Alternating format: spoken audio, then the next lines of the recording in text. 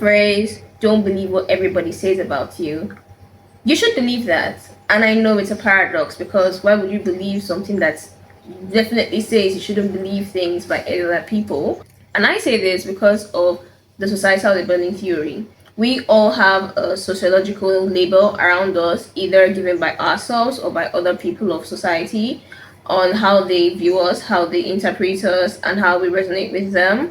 And to a degree, these labels can be true and they can be helpful in the sense that it gives a sense of community, but at the same time, they can be harmful because labeling theory doesn't support every single individual in society, the same way that societal roles and perspectives don't favor every single member of society. Now, the question is, are we truly defined by these societal labels, or are they really a misrepresentation of who we are as individuals? Before we get into this episode, I would love if you could give the talk a follow on whatever platform that you're listening to us or watching us from. It helps the episodes get into your feed every Tuesday morning, ready for you to dive into, to resonate with, or to argue with.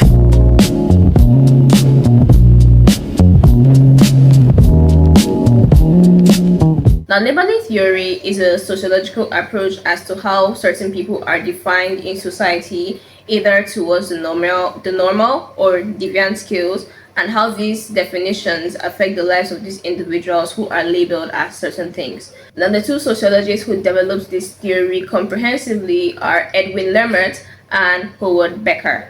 These two people founded the theory, or finalized the theory, in the 90s, although research about the labeling theory and its impact on sociology and the people within society had been going on for over about 30 years before the theory finally came into place.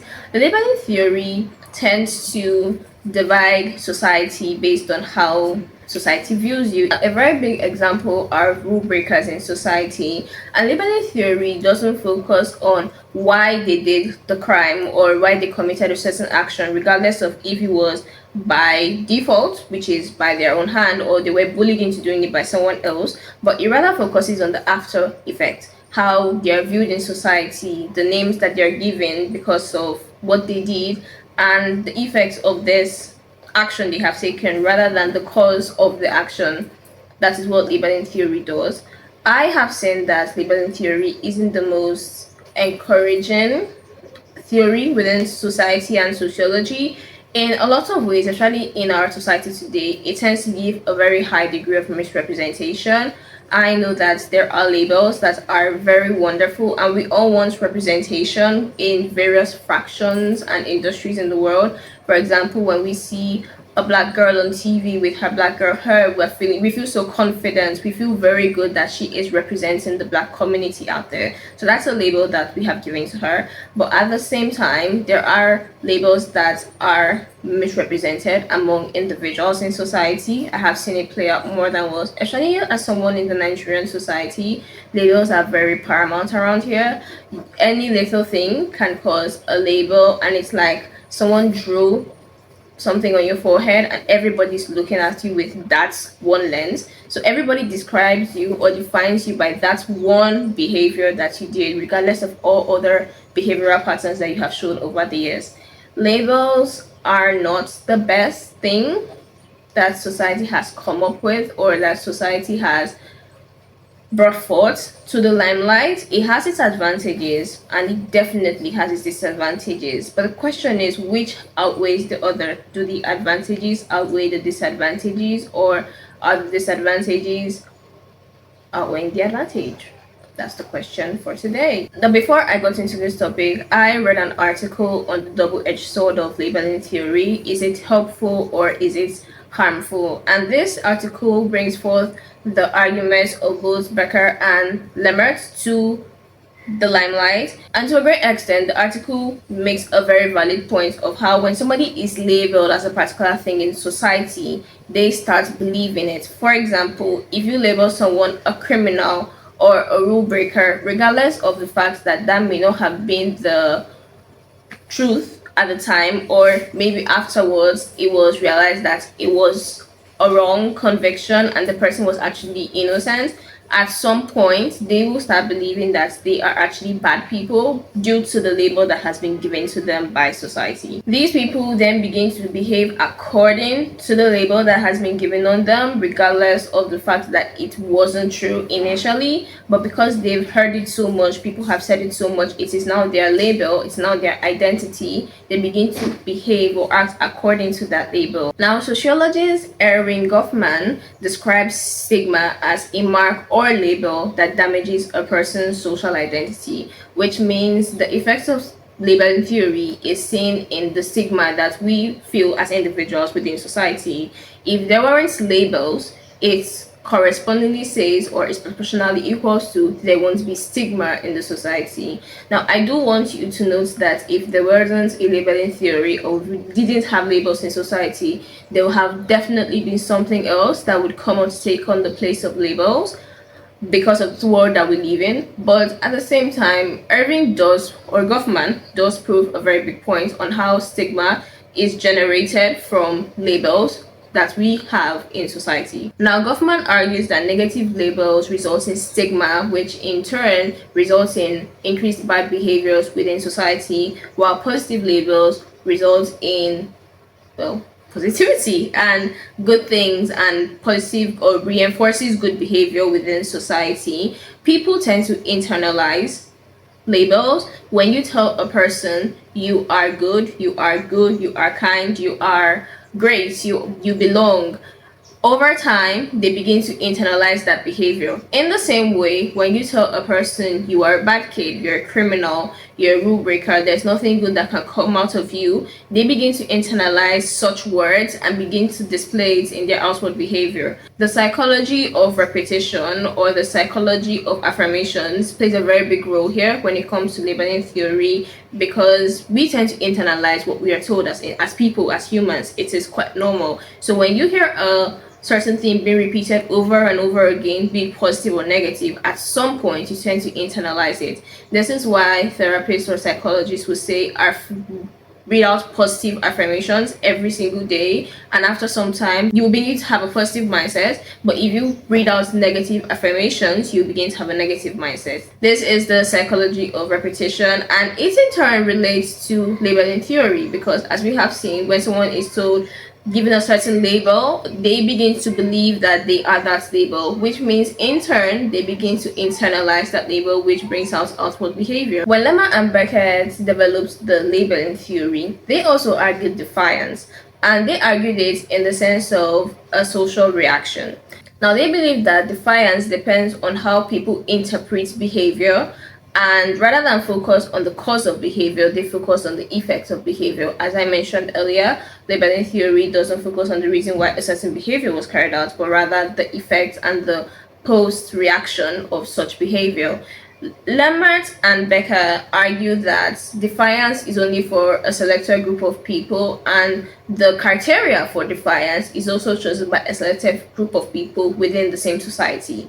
For example, if in my society drinking water is socially acceptable, drinking tap water, for example, is socially acceptable, and somebody comes and doesn't drink tap water, for example, they drink bottled water, which is deemed socially unacceptable by people within my society, that person is seen as defiance. They are seen as a criminal, as a rule breaker. Becker argues that social defiance is created by two ways: the people who make the rules within a society, and then the people that the rules apply to. And in society today, I have seen in a lot of cases that these two people are very different on the spectrum scale of what rules apply to them. The people who make the rules tend to believe that they are above the rules, regardless of the fact that they are the ones that make the rules. The people that the rules apply to tend to be, I want to use the word subdued by the rules. They tend to be not compressed. They tend to be burdened by the rules, while the people who make the rules do not seem to follow the rules at the same time.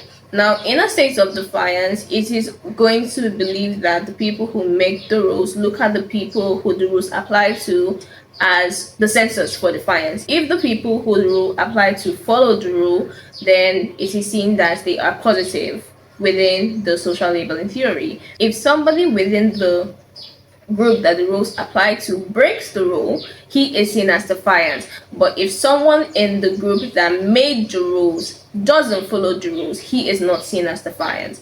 This is the irony of the labeling theory. The people who make the rules don't necessarily need to follow it, regardless of the fact that they are the ones that developed these rules in first place. But people who do not make the rules have to obey rules that the people who make do not follow, because that is the reality of society today. Now, while Becker argues that defiance is created within these two groups, Lambert, on the other hand, argues that social reaction and control can in turn create more defiance, because the people who create these rules for everybody in a certain society are the ones that say this is acceptable, this is unacceptable, based off what they deem to be acceptable and unacceptable, regardless of the fact that it may not correlate across a whole societal population. While the people who undertake the burden of respecting this rule, I don't want to use the word burden, but it seems right in this context, the people who undertake the burden of obeying these rules are seen as outsiders, and they have to follow what the first set of people deem acceptable or unacceptable, regardless of the fact that it may or may not be true. Now, because labeling theory is a social reaction theory, as argued by Becker and Lambert, social reaction and control can actually lead to more defiance, because when the second group of people who are supposed to follow the rules decide that they do not like the rules, they want it to be changed to what they think or what they deem acceptable or unacceptable, the first group of people say no, we have made these rules, and now this whole group of people is seen as defiant, which in turn further proves this is the two-edged sword of it, of labeling theory, because I am sure that within these two groups, nobody wants a society in which certain things are proved acceptable, unacceptable, unless it is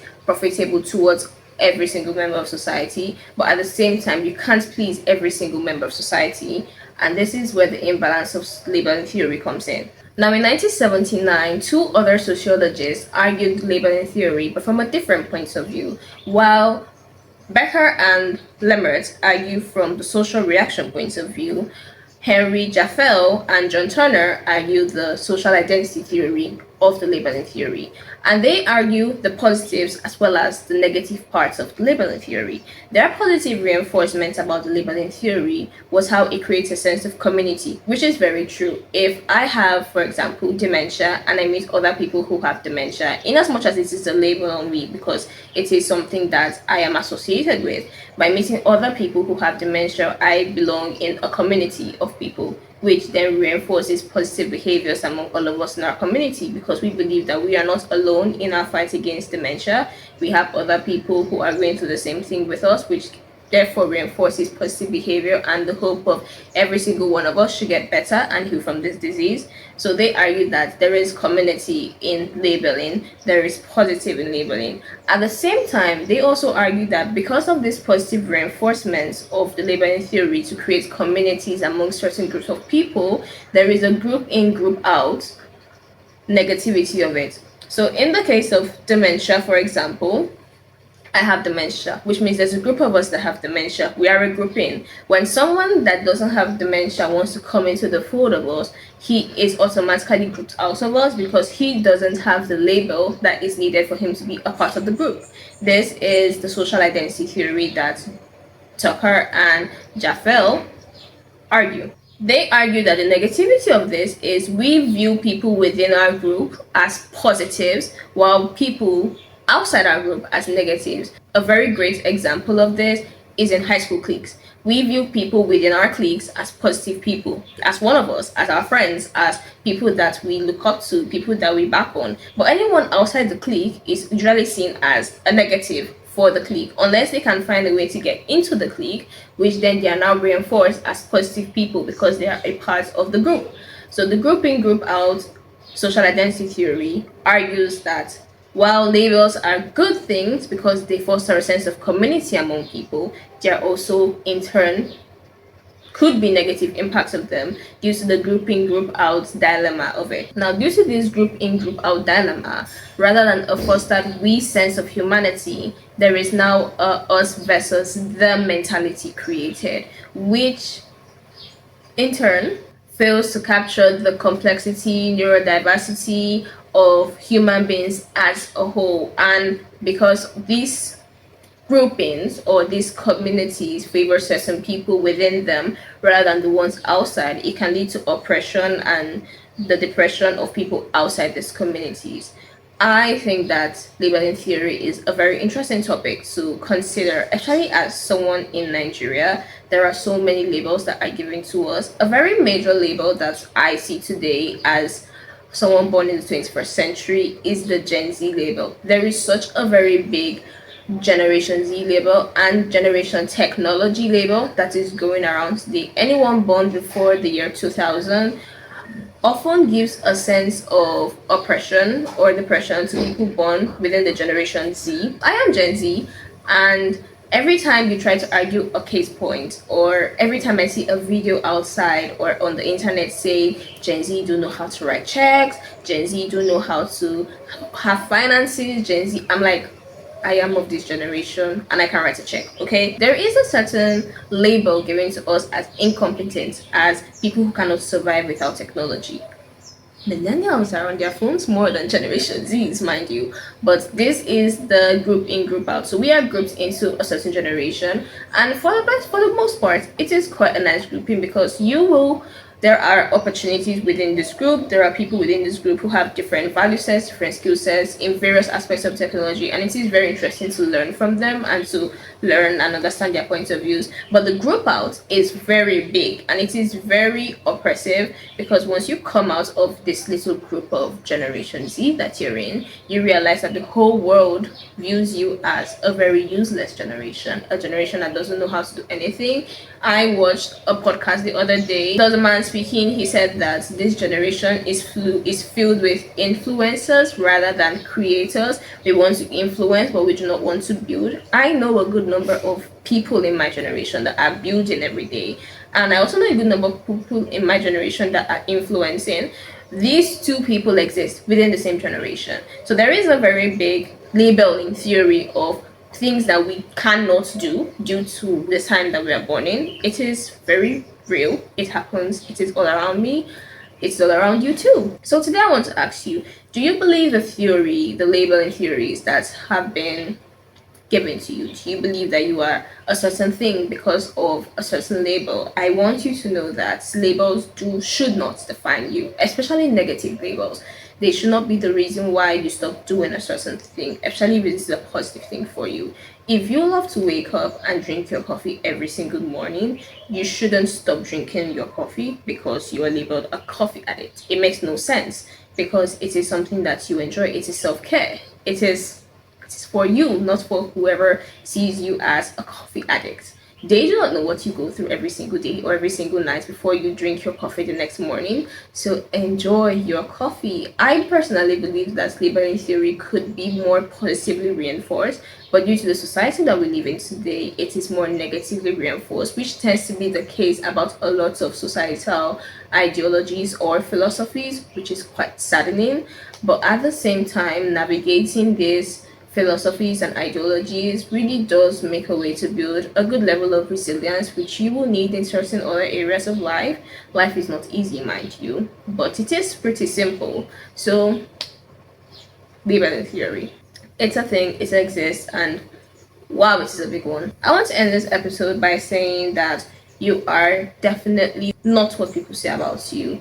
I also suggest the book Trick Mirror by Gia Tolentino if you want to do a bit of self-reflection and look at how the internet age has evolved, how self-optimization, self-marketing are the realities of today, and how to do a little life check once in a while within yourself just to make sure that you're still going on the path that you do want to be going on. Labels do not define you. Half the time they are wrong. As Becker and Lemert argue, they are wrong half the time because they do not focus on the behavioral part of it or the behavior or the reason for a certain behavior, but rather they focus on the aftermath of a certain action carried out, which half the time doesn't correspond with the reason why such an action was carried out.